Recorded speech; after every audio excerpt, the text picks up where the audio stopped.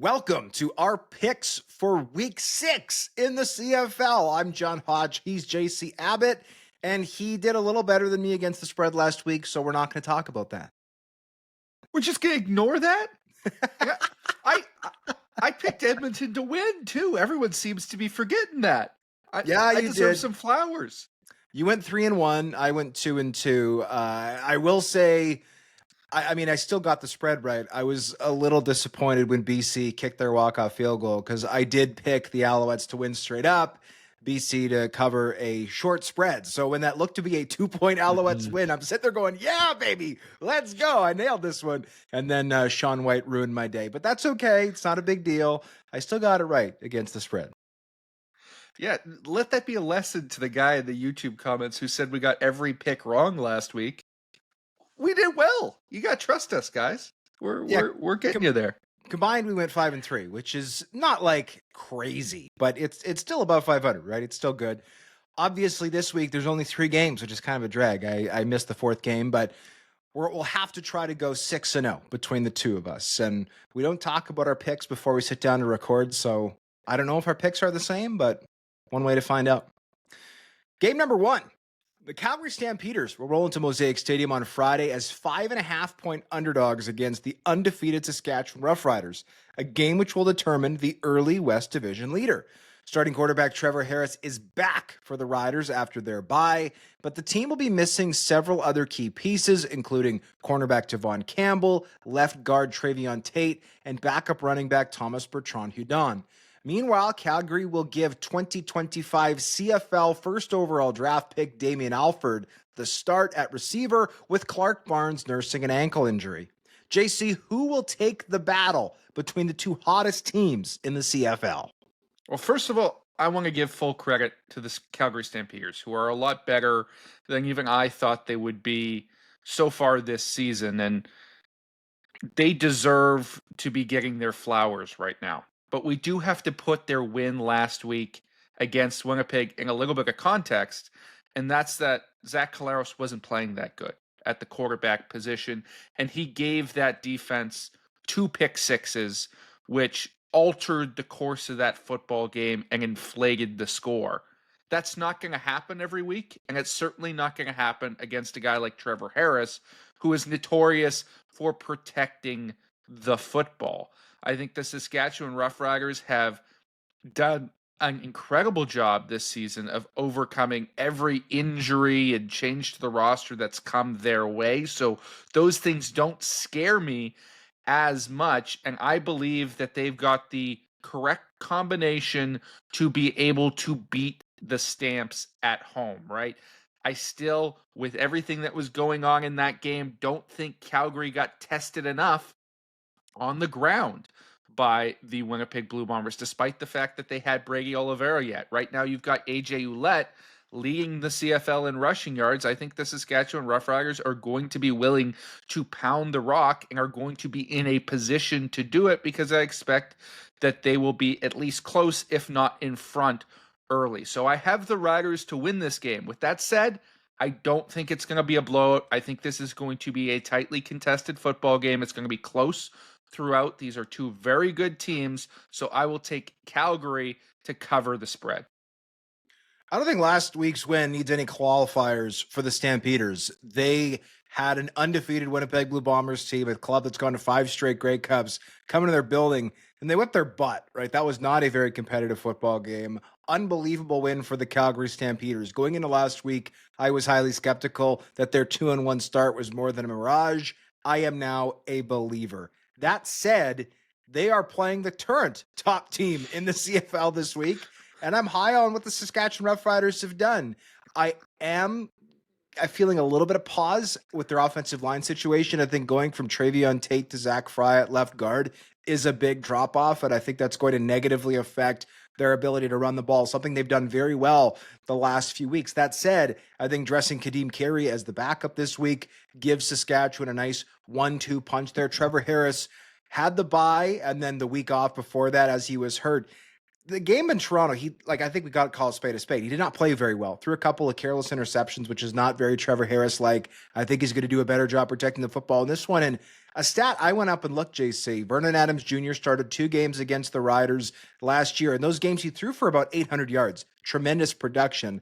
That said, he threw 3 touchdowns, 5 picks. VA did a great job of protecting the football last week. I see that trend changing here against the Saskatchewan team that has feasted on takeaways so far this season. Again, if it was any other team, I'd be riding the Stamps this week. Instead, I'm taking Sasky. The Riders started 3-1 in 2023, then hit the skids. They started 4-0 last season, then hit the skids. I've got them starting 5-0. Give me the Riders to win and narrowly cover this line.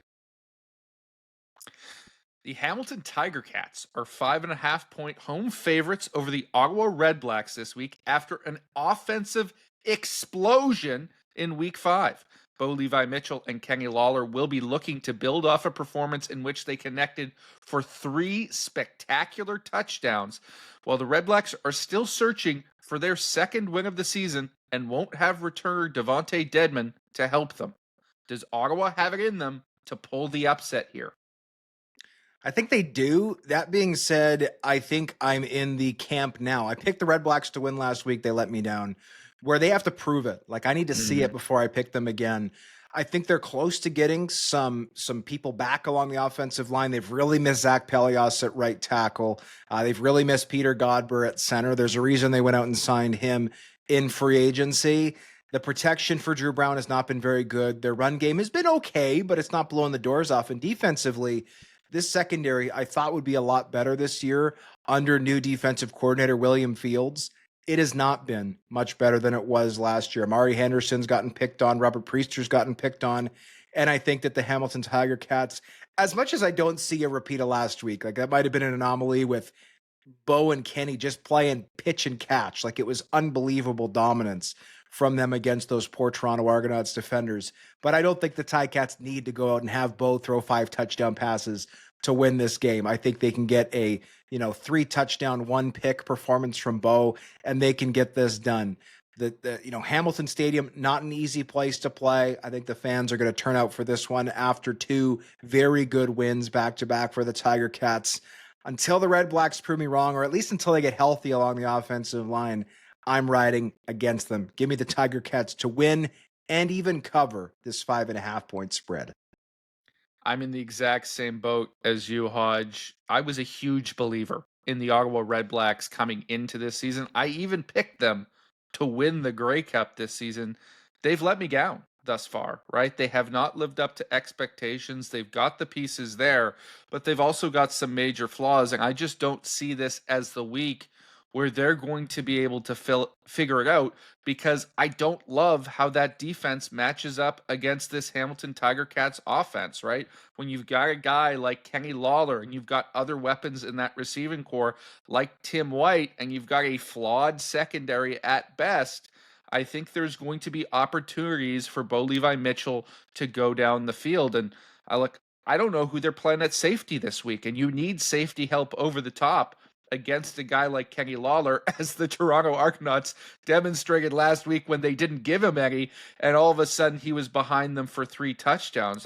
Charlie Ringland doesn't look like he's going to play. He was already the 3rd stringer on the depth chart. Justin Howell's still limited. Is he going to be back in a banged-up capacity this week to start that game, or is it going to be somebody like an Eric Cumberbatch who has to step in as a raw rookie for that matchup? That scares me. And I think the Hamilton Tiger Cats are going to have the weaponry and the ability to score points in this game. I also have them covering this wider spread. Yeah, the Redblacks have a bye week in a couple of weeks. I think they are desperately just trying to hold on until then, when they can get a bunch of reinforcements. Them and the Toronto Argonauts are in the same boat. They're the 2 most beat up teams in the CFL, and that is reflected by their matching 1-4 records. Game number 3, the Edmonton Elks are 2.5-point home underdogs to the visiting BC Lions on Sunday night at Commonwealth Stadium. The Elks got their first win of the season last week when they knocked off the Redblacks 39-33, as Justin Rankin ripped off 2 long touchdowns and Javon Leake scored the team's first punt return touchdown in 10 years. What a crazy stat. The Lions, meanwhile, got a walk-off win in Montreal that culminated in a brawl. That's right, JC. The brawl in Montreal. Are we calling it that? Because I am. It wasn't the prettiest win for the Lions, but it was enough to end their 3-game losing skid. Which Canadian quarterback will triumph in this one? They say that there are two certainties in life, Hodge: death and taxes. In my time covering the CFL, there's actually been three certainties. Justin Dunk is going to talk about Canadian quarterbacks on every podcast. Ryan Ballantyne is going to pick the Calgary Stampeders to win every single game. And the BC Lions are going to beat the Edmonton Elks. That's just been the way it is since I have covered this team. They have won 9 of their last 10 matchups coming into this game. The lone loss last season came when Jake Dolegala was starting for the Lions. That's how lopsided this rivalry has been. And they beat him in the first week of the season. So everything should say that the BC Lions are going to win this game, especially with Nathan Rourke back in the fold. But the two guys that went off last week, they scare me, Hodge. They really do, because Justin Rankin against a porous Lions run defense, that's a bad matchup.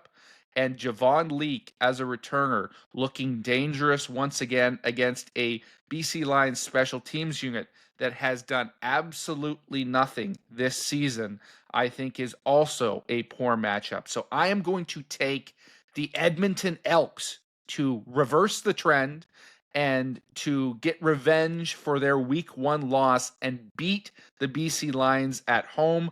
I think if they stick to the ground game, if they put it in the hands of guys like Rankin and Leake, there are flaws to be exploited here. And unless Nathan Rourke can score early, which was his trademark in 2022, the Lions had to play from the front. They haven't done that this year. Just 3 of their points scored this season have come in the first quarter. If he can't do that in this game, that will allow the Elks to establish the ground game and put the Lions in a rough spot. It's funny that everybody always says that taxes are guaranteed, because I've actually never paid them. I hear sirens in the background, Hodge. For the record, that was a joke. Please do not sick the CRA on me. I pay my taxes every year. That was a joke. That being said, I'm with you, JC. I've got the Elks to win, and I think the reason is the progress that we've seen over the last few weeks. Again, week 4, this team came into Winnipeg. I had a front row seat for that game, and it was a loss for the Elks. It was a 13-point loss. But for the first time that year, you really started to see the improvement. Okay, Trey Ford is getting through his reads better. He's delivering the football more accurately. The offensive line playing more physical at the line of scrimmage. Justin Rankin reading those blocks a little bit better, right? And then defensively, you started to see the front 4 get a little more pressure. That they paid a ton of money for that front 4. I still don't think they're getting their money's worth out of it, but it is getting better. And then on the back end, I think that JC Sherritt is doing, their defensive coordinator, a better job of knowing when to dial up those blitzes. He was very blitz happy at the start of the season. I don't think that was maybe the best decision. So I'm bullish on what the Elks are going to be able to do in this game. BC, as you mentioned, JC, they are currently 7th ranked in the league in terms of rushing yards allowed per attempt. I do not think that bodes well against the Edmonton Elks, a team that ran the ball exceptionally well all of last season and started to show that again this past week.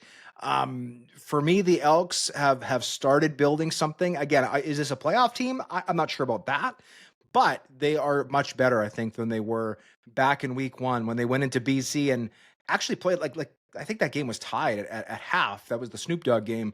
And then the Lions just kind of ripped it open in the second half. Like to me, if the Lions are going to win this game, it's going to be all Nathan Rourke, right? And I'm a little bit skeptical because that BC offensive line with veteran center Michael Couture banged up is going to undergo some shift this week. And I don't think the protection that he's gotten, part of this, Dijon Allen, former most outstanding offensive lineman, is out. But the protection Rourke has gotten hasn't been great so far this season, and I think it's likely going to get worse with this shuffle. So Nathan Rourke is, in my opinion, one of those players who's so good. There are times where he can just say, yeah, I'm just going to put the whole team on my back, and I'm just going to carry us to a victory. One could argue he did that last week, especially on that last drive, just saying, yeah, you know what, this has been an ugly performance, right? This has been a bad football game in many respects, but I'm just going to throw down the trump card at the end here. and get the win. So we could see that happen, but I am going to take the Edmonton Elks. I can't believe I'm saying that, but they won last week. I said I wouldn't pick them till they won. They won. I will pick them to win this game. I do expect it to be close, though. I think this line is bang on. Even a field goal, I don't think the Lions should get. So I'm not surprised to see it kind of stabilizing here at Lions -2.5. But those are our picks. For JC Abbott, I'm John Hodge for Week 6 in the CFL. Please join us back on Monday for our regular weekly podcast episode. And then fortunately, JC, we're back to 4-game weeks after this for at least the foreseeable future. So I'm looking forward to having that extra football. Enjoy the games, folks. We'll see you next time.